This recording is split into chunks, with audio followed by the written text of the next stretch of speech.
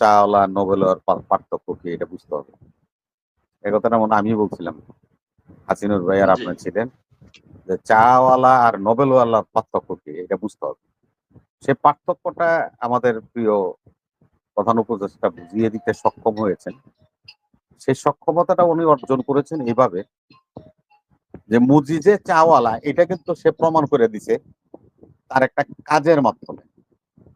আমরা আপনারা হয়তোবা সেটাকে স্মৃতি হিসাবে দেখছি, কিন্তু আসলে উনি অনেক বিজ্ঞ লোক।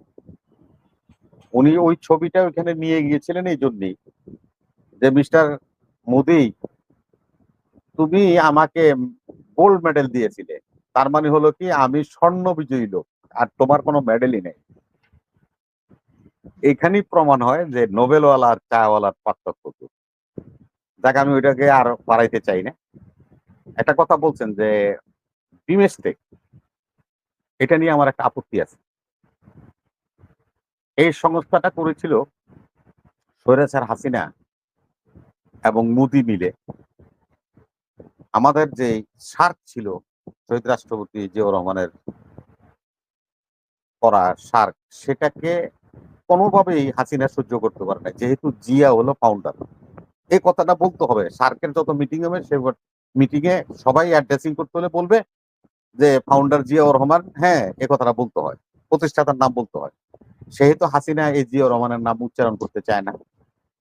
সে এবং মোদি দুজনে মিলেই সার্ককে অকার্যকর করে, সার্কের থেকে মোদির অ্যালার্জি হলো পাকিস্তানকে বাদ দিয়ে দাও, আর হাসিনার অ্যালার্জি হলো জিয়াকে বাদ দিয়ে দাও।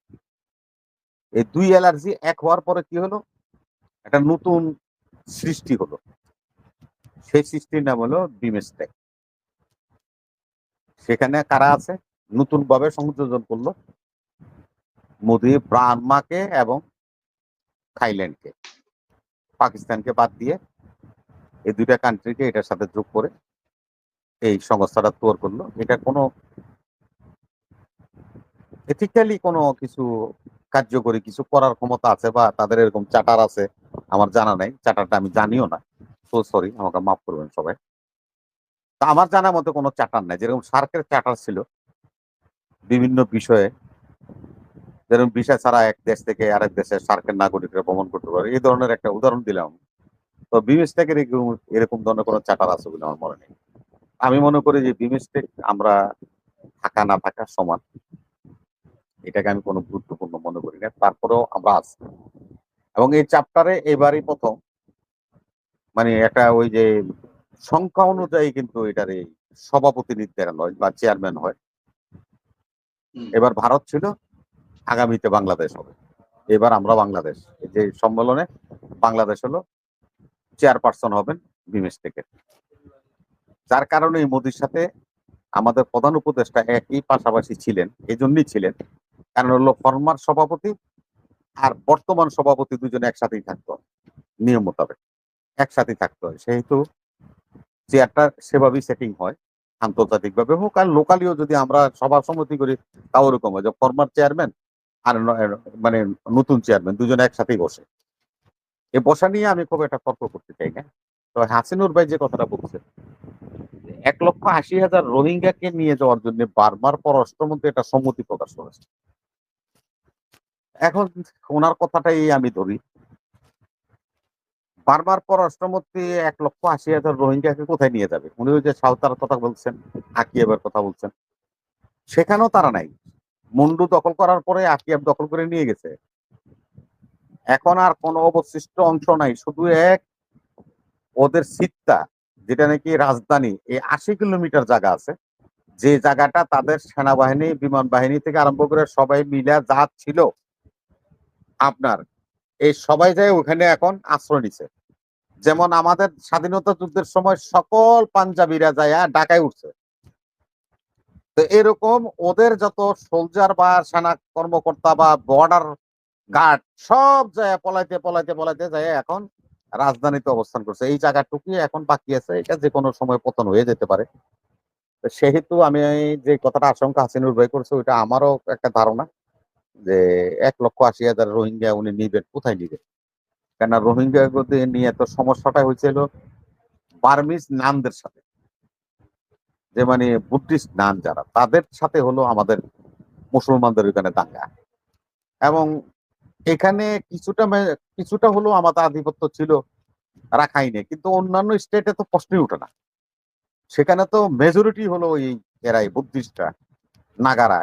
এরা কিছুতেই আমাদের লোকদেরকে জায়গা দিবে বলে আমি মনে করি না। হয়তো নিয়ে ডাম্পিং করতে পারবেন, ডেড বডি হয়ে হয়তো বা এগুলি সবগুলি নাপ নদীতে পাওয়া যেতে পারে।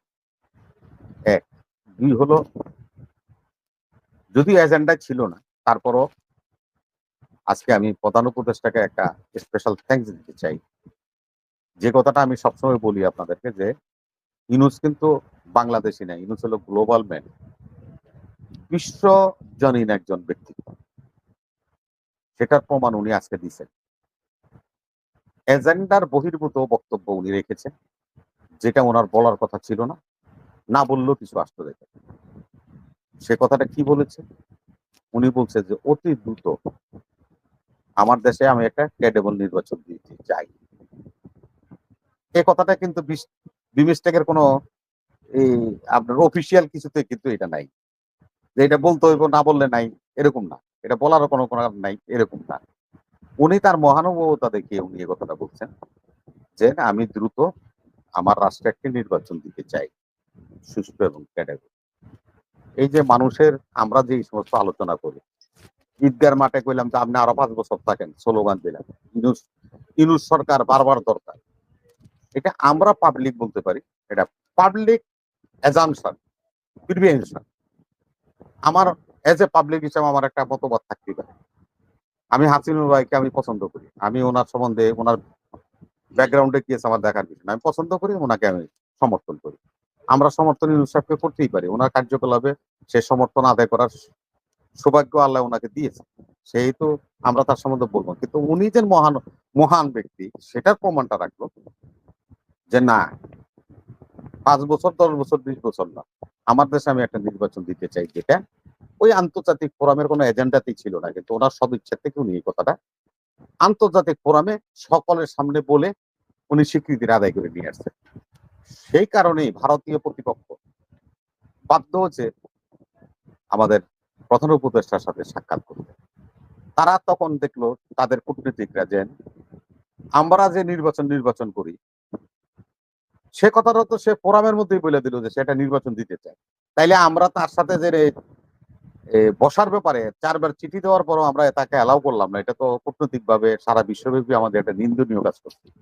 যখন তারা বুঝতে পারছে যে এই কাজটা তারা ভালো করে নাই, তখনই তাদের কূটনীতিকরা বাধ্য হইছে আমাদের প্রধান উপদেষ্টার সাথে, মোদী সাহেবের সাথে যে মিটিংটা হয়েছে, তার মধ্যে 3টে এজেন্ডাই তো আপনারা শুনছেন।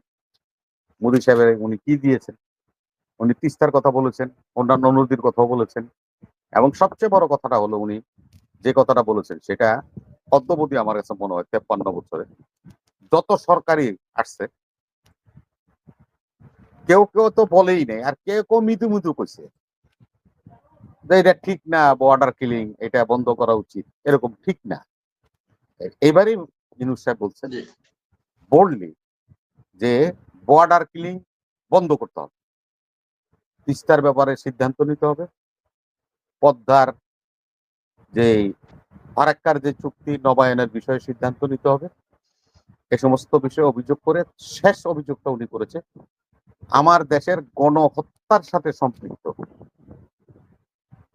এই গণহত্যাটাকে স্বীকৃতি করে দিয়েছেন কিন্তু ইউনূস সাহেব, এখানেও একটা সাফল্য ওনার। জুলাইয়ের যে অ্যালবাম, সে অ্যালবামটা কিন্তু সে মোদির হাতে ধরাই দিছে। জুলাইয়ের গণহত্যার যে অ্যালবাম, সে অ্যালবামটা উনি মোদিকে দিয়ে দিচ্ছেন এবং বলছেন জি অ্যালবাম দেখেন আর বিবেচনা করেন, এই জুলাইতে কি ঘটনা আপনারা যাকে আশ্রয় দিচ্ছেন সে করেছে, সেহেতু সে একজন একুয়েস্ট পার্সন, সে একজন দাগী মানুষ, তাকে আমার কাছে ফেরত দেন। ধন্যবাদ সবাই।